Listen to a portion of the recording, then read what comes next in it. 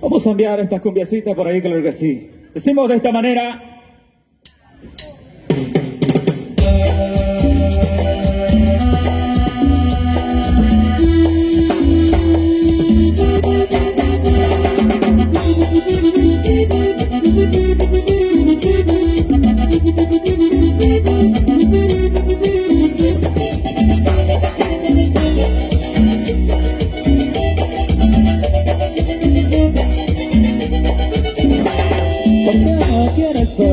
Si ya no dobla la rodilla,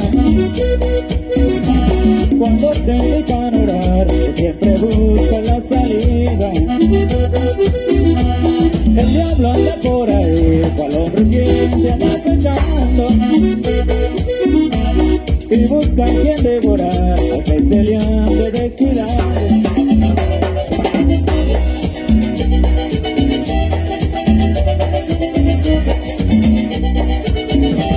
Por eso es que la oración es indispensable todo el tiempo. Por eso es que la oración es el cristiano el alimento. Por eso es que la oración es indispensable todo el tiempo. Por eso es que la oración es el cristiano el alimento.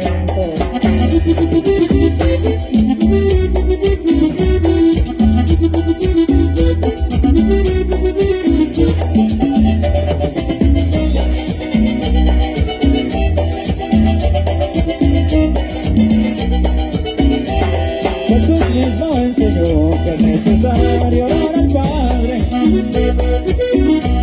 para que Dios te bendiga y te cubra con su sangre.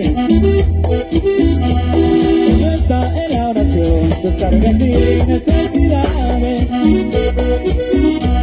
A ti mismo vencerás la tentación y adversidades.